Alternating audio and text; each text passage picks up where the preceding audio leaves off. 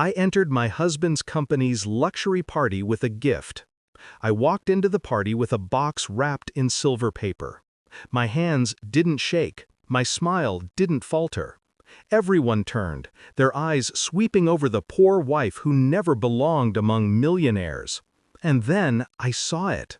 His boss, draped in a gown worth more than my yearly allowance, on one knee, holding out a diamond that could blind a city. "Will you leave your poor, impotent wife and marry me?" The room laughed. Champagne glasses clinked. Phones rose, recording. My husband, my partner, my love, looked at her, at me, at the cameras. And then he said it. Yes. No hesitation. No shame. The word sliced through me like glass. I didn't stay for applause. I turned. My heels clicked once, twice, then silence. I walked away, clutching the silver box tighter, not because it mattered, but because control mattered. By the time I reached the car, I had already canceled everything. 72 keystrokes, 3 phone calls, 1 password.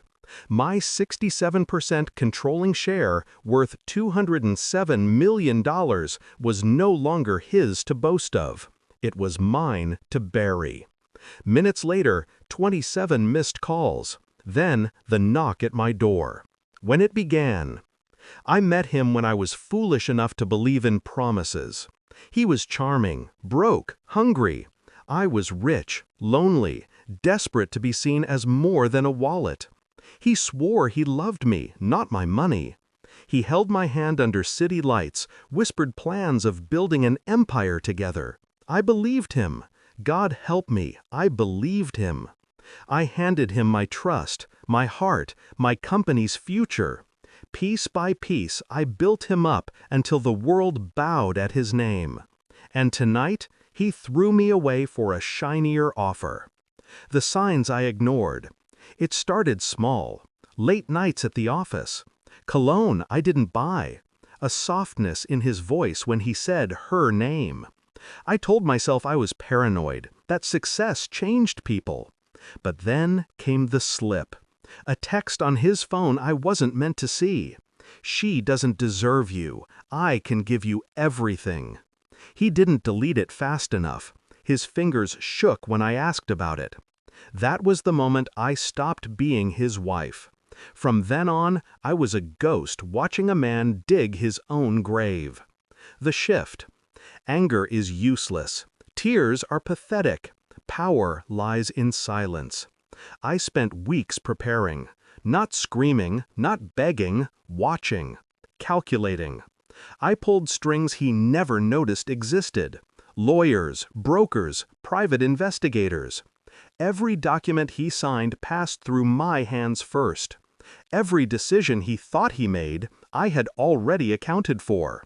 He believed he was untouchable, that the empire stood on his shoulders. He forgot it was my signature, my shares, my money that made him king. And kings fall fastest when their throne belongs to someone else. The execution.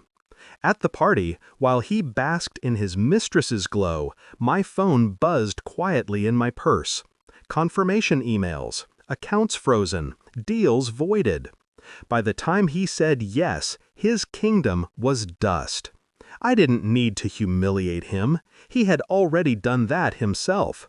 I only needed to close the coffin. So I did. When the board called, they didn't ask for his opinion. They asked for mine. When the investors panicked, they didn't run to him. They ran to me. And when he finally realized the empire was gone, he would also realize it had never been his to claim. The knock. The 27th call had gone unanswered. Now came the knock. Slow, heavy, desperate. I didn't open the door. I wanted him to feel the distance, the locked barrier between us. I wanted him to know what silence felt like. He knocked again, voice breaking. "Please, we can talk. I didn't mean it. You don't understand." Oh, I understood perfectly. I understood that he traded me for power, and in doing so, lost both. The climax. I finally opened the door. He looked ruined, tie loose, eyes wild, sweat staining his suit. Behind him, his boss stood, makeup smeared, clutching the ring like a joke that had gone too far. "You can't do this," he whispered. "Without me, you're nothing." I laughed. The first real laugh I'd had in months. "Without me," I said, "you were never anything." His face crumbled. Her hand slipped from his. And for the first time, I saw him clearly. Not a husband, not a partner, but a beggar dressed in borrowed glory. The resolution. They left together, not holding hands this time. And I closed the door, not to shut them out, but to shut them off. The company is mine again. The future is mine again. And I am free. I don't need revenge to feel whole. I only needed the truth to come to light. Still, the image lingers. Her on one knee, him saying yes. It used to hurt. Now it makes me smile. Because when they chose each other, they unknowingly chose their own destruction.